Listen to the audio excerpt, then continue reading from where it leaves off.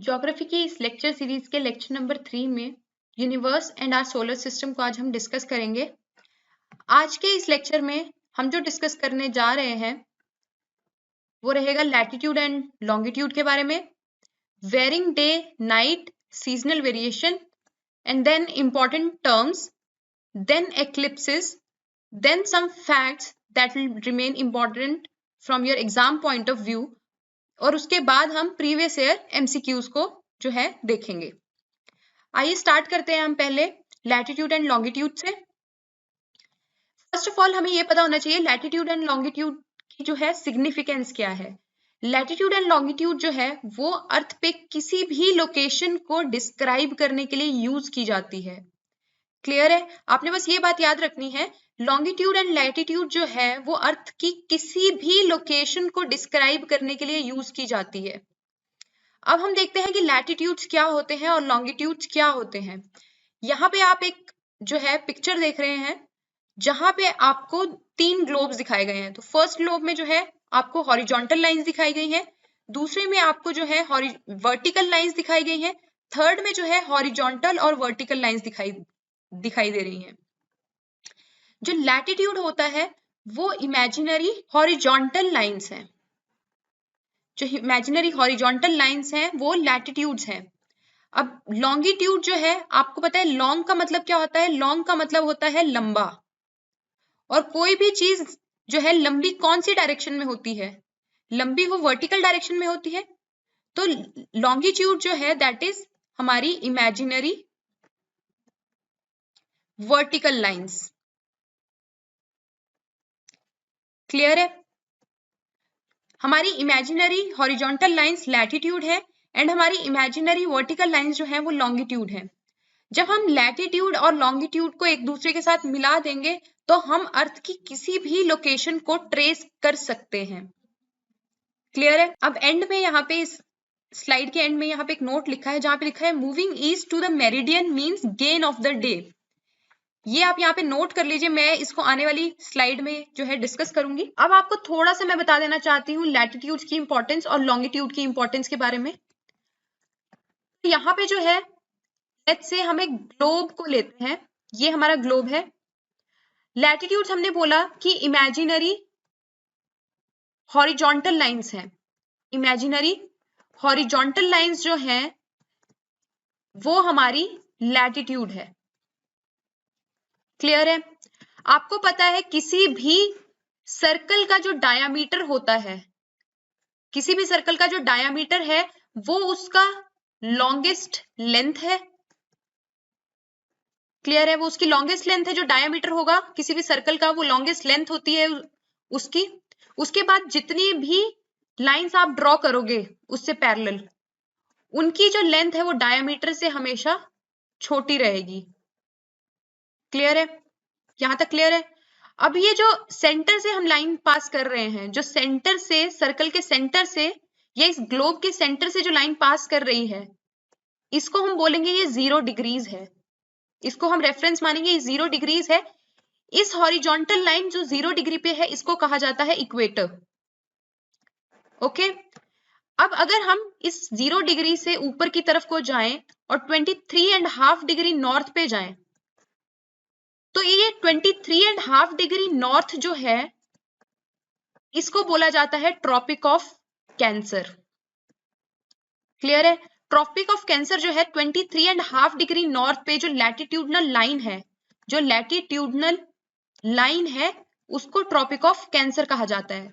अब इसी तरह जब हम इस 0 डिग्री से साउथ की तरफ को आएंगे और 23.5 डिग्री साउथ की तरफ को आते हैं तो इस 23.5 डिग्री साउथ को बोला जाता है ट्रॉपिक ऑफ कैप्रिकॉर्न। क्लियर है?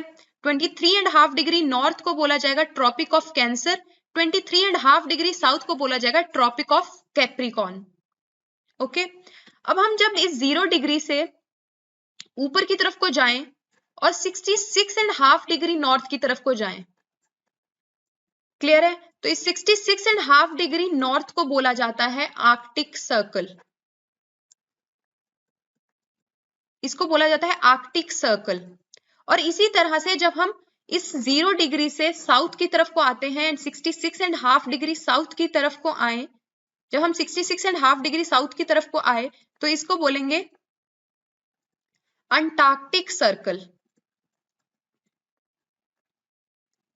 ओके, देन हम इस 0 डिग्री से जब 90 डिग्रीज की तरफ नॉर्थ को जाएंगे, 90 डिग्री नॉर्थ की तरफ को जाएंगे, तो ये 90 डिग्री नॉर्थ जो है वो बनेगा हमारा north pole. And same way जब हम 90 डिग्री साउथ की तरफ को आएंगे तो वो बनेगा हमारा साउथ पोल। क्लियर है? ये तो हो गया लैटिट्यूड के बारे में। लैटिट्यूड के बारे में इंपॉर्टेंट इंफॉर्मेशन है। अब हम चलते हैं लॉन्गिट्यूड्स के बारे में। लॉन्गिट्यूड्स के बारे में भी जो कुछ फैक्ट्स हैं या कुछ इंपॉर्टेंट चीजें हैं वो हम देख लेते हैं। ऐसे ही हम एक ग्लोब को लेंगे, थोड़ा डिस्टॉर्टेड हो गया है, तो हमने बोला लॉन्गिट्यूड्स क्या है। लॉन्गिट्यूड मतलब लंबा, लॉन्ग का मतलब होता है लंबा, और लंबा किस डायरेक्शन में होता है? लंबा होता है वर्टिकल डायरेक्शन में। तो लॉन्गिट्यूड्स जो है वो इमेजिनरी, जो लॉन्गिट्यूड्स है वो बनेंगे हमारे इमेजिनरी वर्टिकल लाइंस। जो इमेजिनरी वर्टिकल लाइंस हम अपने ग्लोब पे दिखा रहे हैं वो है हमारे लॉन्गिट्यूड्स। क्लियर है? जिस तरह से हमने उस रेफरेंस पॉइंट को 0 डिग्री माना था, उसी तरह से हम इस जो लाइन को क्रॉस कर रही है, जो ये स्टैंडर्ड लाइन क्रॉस कर रही है, इसको 0 डिग्री बोलेंगे।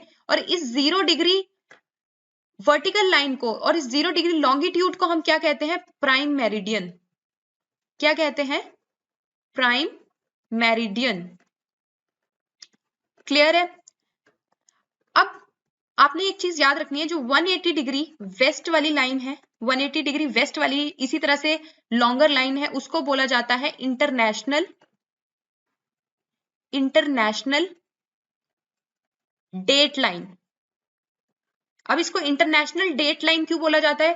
प्रीवियस स्लाइड में यहाँ पे मैंने आपको बोला था एक नोट बोला था मैंने आपको देखने के लिए, वो था moving east to the meridian means gain of the day.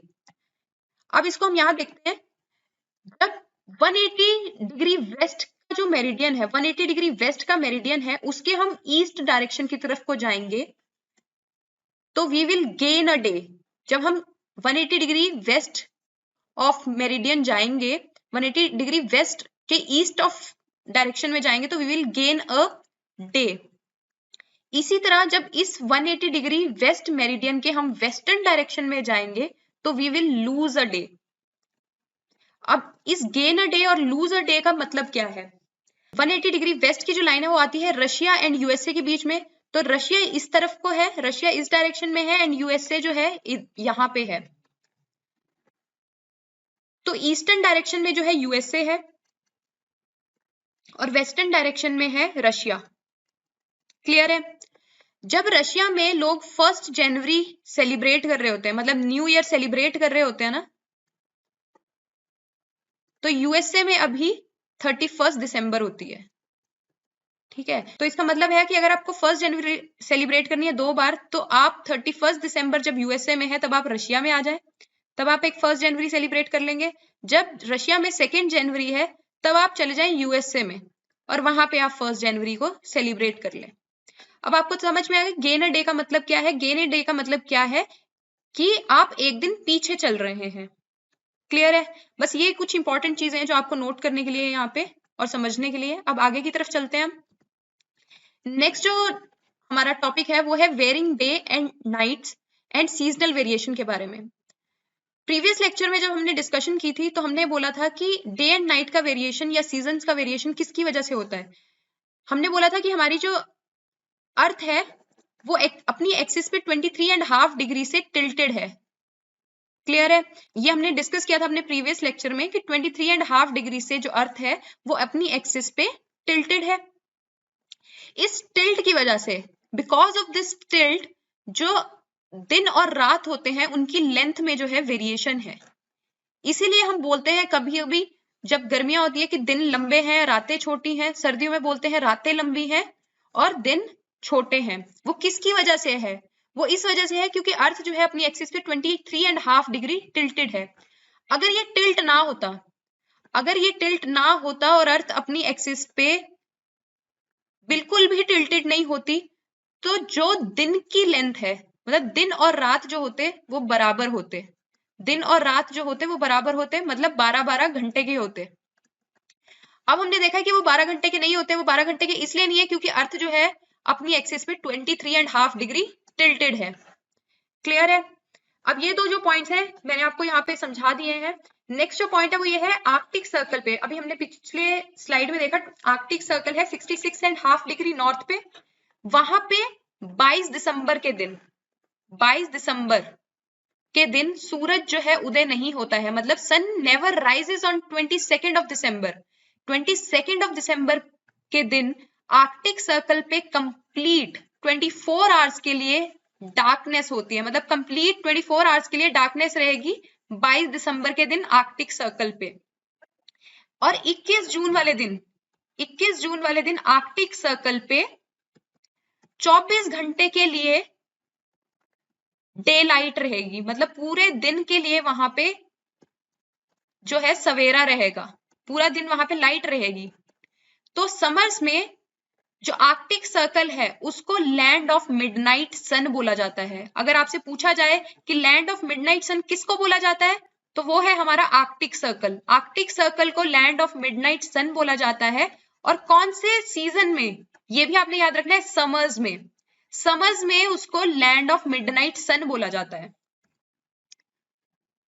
Next जो है वो कुछ इंपॉर्टेंट टर्म्स है हमारी ज्योग्राफी के पॉइंट ऑफ व्यू से, उनको हम थोड़ा सा देख लेते हैं। यहाँ पे कुछ टर्म्स लिखी गई हैं, perihelion, aphelion, perigee, apogee, summer solstice, winter solstice, इक्विनॉक्सिस।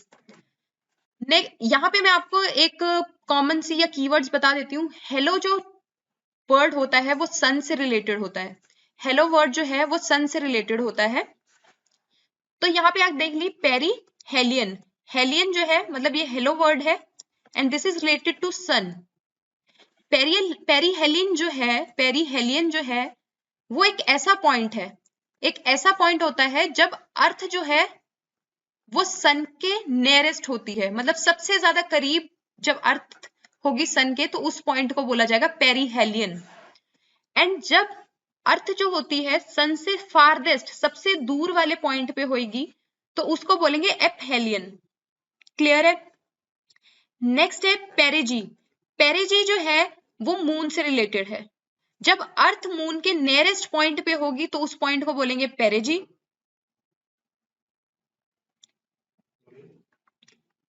Same way जब अर्थ जो है वो मून से डिस्टेंट पॉइंट पे है तो उसे बोला जाएगा अपोजी। क्लियर है? आपको यहाँ पे perihelion, aphelion, पेरिजी and apogee clear है। नेक्स्ट जो है वो समर सोलेस्टाइस और विंटर सोलेस्टाइस के बारे में आता है एंड इक्विनॉक्सिस के बारे में आता है। इक्विनॉक्सिस आप समझ जाइए, इक्वी लिखा हुआ है, इक्वी का मतलब होता है equal, equi means equal, equi means equal हुआ तो इसका मतलब equal length of day and night, equal length of day and night, मतलब जो दिन है और रात है वो बराबर होंगे, मतलब 12-12 घंटे के होंगे दिन और रात। समर सोलिस्टाइस और विंटर सोलिस्टाइस है, उनको मैं नेक्स्ट स्लाइड में आपसे डिस्कस करूंगी। अगर आप देखो तो नॉर्मल सिचुएशन में क्या होता है, नॉर्मल सिचुएशन में ये हमारा सन है और अर्थ जो है वो सन के अराउंड जो है रिवॉल्व कर रही है। नॉर्मल सिचुएशंस में जो अर्थ है हमारी वो सन के अराउंड रिवॉल्व करती है। क्लियर है? अब हम पढ़ चुके हैं इक्विनॉक्सिस के बारे में। इक्विनॉक्सिस में जो है लेंथ जो होती है डे एंड नाइट की, length of day and night is equal, length is of day and night is equal. But हमने तो पढ़ा है कि डे एंड नाइट्स में वेरिएशंस होती हैं, और वो वेरिएशन किस वजह से होती है, क्योंकि अर्थ अपनी एक्सिस पे 23.5 डिग्री से टिल्टेड है। क्लियर है? अब क्योंकि अर्थ रिवॉल्व कर रही है तो ये इक्विनॉक्स के पॉइंट से जब अर्थ जो है रिवॉल्व करेगी और इस डायरेक्शन में जाएगी, जब इस डायरेक्शन में जा रही है तो आप देख रहे हो कि ये जो नॉर्दर्न हेमिस्फेयर है अर्थ का, जो नॉर्दर्न हेमिस्फेयर है अर्थ का, जहां पे आपको लाइट दिख रही है, यहाँ पे सन की रोशनी जो है वो गिर रही है, सन की जो रेज है वो यहाँ पे गिर रही है। तो यहाँ पे जो है जब सन की रेज गिर रही है तो यहाँ पे क्या होगा, कौन सा सीजन होगा, समर्स, गर्मियां होंगी। तो नॉर्दर्न हेमिस्फेयर में समर्स है, नॉर्दर्न हेमिस्फेयर में समर्स है, तो इसलिए उसको समर सोलिस्टाइस बोला जाता है। नॉर्दर्न हेमिस्फेयर में समर्स हैं, इसीलिए उसको समर सेलेस्टाइज बोला जाएगा, क्योंकि वहां पे गर्मियां हैं। अब देखिए यहाँ पे अर्थ रेवोल्यूशन लेके आ गई नेक्स्ट पाथ पे, जब वो यहां से आगे की तरफ बढ़ी, यहाँ पे सन के अराउंड रिवॉल्व कर रही है, तो फिर से एक इक्विनॉक्स का पॉइंट आएगा, मतलब इक्वल डे एंड नाइट का पॉइंट आएगा।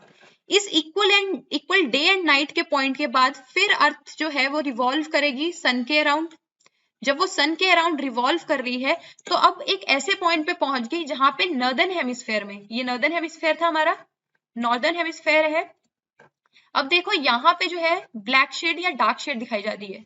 इस डार्क शेड का मतलब है कि यहाँ सन की जो रेडिएशंस हैं वो नहीं आ रही हैं, नहीं आ रही यहाँ पे। तो जब वहां पे सन की रेडिएशंस नहीं आ रही, तो यहाँ पे विंटर्स होंगी, मतलब नॉर्दर्न हेमिस्फेयर में विंटर्स है। जब नॉर्दर्न हेमिस्फेयर में विंटर्स हैं, तो उस डेट को बोला जाता है या उस दिन को बोला जाता है विंटर सोलिस्टाइस। आपने उत्तरायण और दक्षिणायन के बारे में पढ़ा है, तो जो समर सोलिस्टाइस का पॉइंट होता है वो उत्तरायण का पॉइंट है, जब सूरज उत्तर की दिशा में होता है, मतलब नॉर्थ डायरेक्शन में होता है। और विंटर सोलिस्टाइस के टाइम पे सन जो है वो दक्षिणायन, मतलब सदर्न डायरेक्शन में, सदर्न हेमिस्फेयर की तरफ को होता है, इसीलिए जो नॉर्दर्न हेमिस्फेयर का पॉइंट है वहां पे विंटर सोलिस्टाइस होता है। क्लियर है? नेक्स्ट जो है हम देख रहे हैं एक्लिप्सिस के बारे में, मतलब ग्रहण के बारे में। एक्लिप्सिस हो गए ग्रहण। ग्रहण के बारे में पढ़ेंगे। हमें पता है दो तरह के ग्रहण होते हैं, एक चंद्र ग्रहण होता है, एक सूर्य ग्रहण होता है। अब ये होते कैसे हैं? अब देखिए ये हमारा सन है, ये हमारा मून है, मतलब हमारा चांद है, और ये हमारी अर्थ है, हमारी प्यारी पृथ्वी है ये। जब सन और अर्थ के बीच में चांद आ जाए, जब अर्थ और सन के बीच में चांद आ गया, तो क्या होगा कि सूरज से जो भी रोशनी अर्थ की तरफ को आ रही है, हमारी धरती की तरफ को आ रही है, उसे चांद जो है ब्लॉक कर लेगा। जब वो चांद जो है उस रोशनी को ब्लॉक कर लेता है, तो हम बोल देते हैं सूर्य ग्रहण हो गया है, कि सूर्य ग्रहण है ये। क्लियर है? अब आपको एक बात याद रखनी है, जब सूर्य ग्रहण होता है तब हमें चंद्रमा जो है तब दिखाई नहीं देगा, उस पॉइंट को बोला जाता है न्यू मून। ये आपने याद रखना है, जब सूर्य ग्रहण होता है तो वो होता है न्यू मून वाले दिन। क्लियर है? ये चीज जो है आपके एग्जाम पॉइंट ऑफ व्यू से इंपॉर्टेंट है, प्रीवियस ईयर्स में ये जो है क्वेश्चन पूछा गया है। एट समर जो हमारा that solar eclipse occurs at, solar eclipse occurs at new moon, full moon, blue moon और नन ऑफ द अबव। तो अब आपको इस स्लाइड के बाद ये बात पता है कि सोलर एक्लिप्स जो है न्यू मून के दिन होते हैं। क्लियर है? अब नेक्स्ट स्लाइड पे चलते हैं। नेक्स्ट लूनर एक्लिप्स के बारे में है। लूनर एक्लिप्स का मतलब है चंद्र ग्रहण। चंद्र ग्रहण जो है वो फुल मून के दिन होते हैं, जब चांद जो है वो अर्थ के नियरेस्ट पॉइंट पे होगा, अर्थ के नियरेस्ट पॉइंट पे होगा, तब फुल मून का दिन होता है, और उसी दिन चंद्र ग्रहण होता है। देखिए यहाँ पे आपको दिखाया गया है, ये सन है, ये अर्थ है, और ये जो रिवॉल्व कर रही है अर्थ के अराउंड, ये मून है। क्लियर है?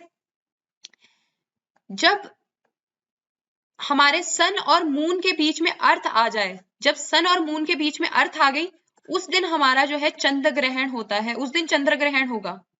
यहाँ पे आपको कुछ एरियाज दिखाए गए हैं, नुम्ब्रा और उम्बरा। जब जो चांद है वो उम्बरा रीजन में होता है, जब चांद जो है उम्बरा रीजन में होगा तब टोटल एक्लिप्स होता है, तब टोटल लूनर एक्लिप्स होगा। जब चांद जो है वो उम्बरा में है तब टोटल लूनर एक्लिप्स होगा।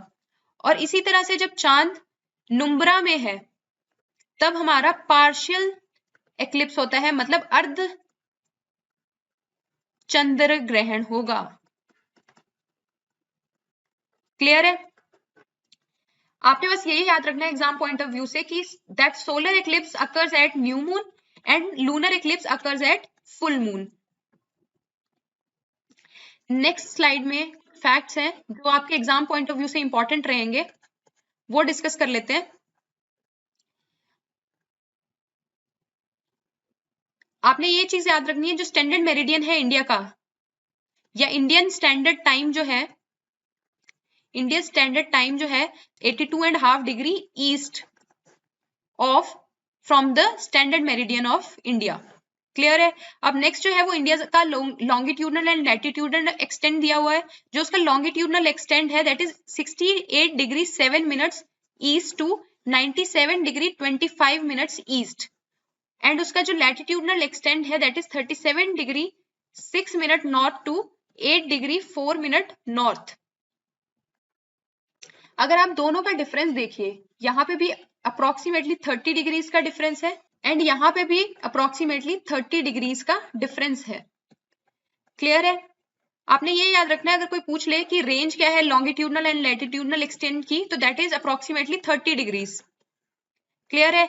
एंड अगर आपसे लॉन्गिट्यूडनल एक्सटेंड पूछ लिया जाए तो ये दोनों वैल्यूज हैं, एंड लैटिट्यूडनल एक्सटेंड पूछा जाए तो उन दोनों की ये वैल्यूज हैं। अगला पॉइंट जो है that is each hour earth rotates by 15 degree. Okay, आपको पता है अर्थ अपनी एक्सिस पे रोटेट करने के लिए कितने आवर्स लेती है? 24 आवर्स लेती है। क्लियर है। अगर एक आवर में वो 15 डिग्रीज कवर कर रही है तो 24 आवर्स में कितने डिग्रीज कवर करेगी? That is 360 degrees. ठीक है। और आपको पता है स्फेयर जो होता है उसका फाइनल एंगल होता है दैट इज 360 डिग्रीज। क्लियर है। तो अर्थ जो है हमारा एक स्फेरिकल शेप में है, अर्थ जो है हमारी स्फेरिकल शेप में है, तो वो अपना टोटल जो रोटेशन है उसको कंप्लीट करने में कितने घंटे लेती है? 24 घंटे। और उन 24 घंटों में वो 360 डिग्री जो है वो पूरा का पूरा क्रॉस कर लेती है, और 1 आवर में वो 15 डिग्रीज क्रॉस करती है। ये एक इंपॉर्टेंट क्वेश्चन है जो एग्जाम में पूछा जा सकता है कि अर्थ एक घंटे में कितने डिग्रीज रोटेट करती है। नेक्स्ट जो पॉइंट है that is study of moon is known as selenology. Moon को जो है फॉसिल प्लैनेट भी बोला जाता है। ये भी एग्जाम पॉइंट ऑफ व्यू से वेरी वेरी इंपॉर्टेंट। नेक्स्ट जो है ब्लू मून के बारे में हम पढ़ते हैं। ब्लू मून क्या होता है? अगर किसी भी मंथ में 2 फुल मून्स आते हैं, किसी भी मंथ में 2 फुल मून्स आते हैं, तो जो सेकंड मून है, जो सेकंड फुल मून है, उसको ब्लू मून कहा जाता है। क्लियर है। नेक्स्ट है ब्लड मून। ब्लड मून क्या होता है? यहाँ पे लिखा गया है टोटल लूनर एक्लिप्स के टाइम पे आएगा। अब टोटल लूनर एक्लिप्स आता है उम्ब्रा के टाइम पे, और लूनर एक्लिप्स होता कब है? जब सन और मून के बीच में अर्थ आ जाए। अब लेट्स से जब सन और मून के बीच में अर्थ है तो क्या हुआ? सन ने अपनी रेडिएशन जो है अर्थ पे फॉल हो रही है। अब अर्थ जो है अब इन रेज को रिफ्लेक्ट कर रहा है मून की तरफ को, और इस रिफ्लेक्शन की वजह से मून जो है वो रेड कलर की अपीयरेंस देता है। अब रेड कलर की अपीयरेंस दे रहा है, इस रेड कलर की अपीयरेंस की वजह से जो मून का कलर है वो रेड दिखने लग जाता है, ब्लड कलर का, ब्लड रेड कलर का दिखने लग जाता है, इसलिए मून को ब्लड मून कहा जाता है। क्लियर है। नेक्स्ट जो है वो मीटियोर और मीटियोराइट्स के बारे में है। अब मीटियोर्स बनते कैसे हैं? फर्स्ट तो ये मीटियोर्स बनते हैं जब एस्ट्रॉइड्स, जो एस्टेरॉइड्स हैं हमारे, वो एक दूसरे से कोलाइड करेंगे। जब वो कोलाइड करेंगे तो क्या हुआ? छोटे छोटे फ्रेगमेंट्स में रॉक्स या डस्ट पार्टिकल्स निकलेंगे। जो वो छोटे छोटे पार्टिकल्स हैं, ये लार्जर पार्टिकल्स हैं, उनको मीटियोर्स बोलते हैं। ये मीटियोर्स जब अर्थ के एटमॉस्फेयर में आते हैं तो दे बर्न देमसेल्व्स, वो अपने आप को नष्ट कर देते हैं अर्थ के एटमॉस्फेयर में आने से पहले। जो डस्ट पार्टिकल्स अर्थ के एटमॉस्फेयर में आते हैं और एटमॉस्फेयर में आते ही खुद को नष्ट कर ले, वो मीटियोर्स हैं। बट ऐसे मीटियोर्स जो अर्थ के सरफेस तक पहुंच जाए और खुद को बर्न ना करें, उनको बोलते हैं मीटियोराइट्स। क्लियर है। अब कुछ प्रीवियस ईयर क्वेश्चंस हैं जो आपको असाइनमेंट के तौर पे दिए जा रहे हैं। आपने इन प्रीवियस ईयर क्वेश्चंस को जो है इनको अटेम्प्ट करना है और बताई गई ईमेल आईडी पे आपने सेंड कर देना है, ताकि आपको 24 घंटे के अंदर रिस्पांस मिल जाए। आपको पता चल जाएगा कि आपने जो अटेम्प्ट किए क्वेश्चंस वो सही है या गलत है। अब देखते हैं क्वेश्चंस को।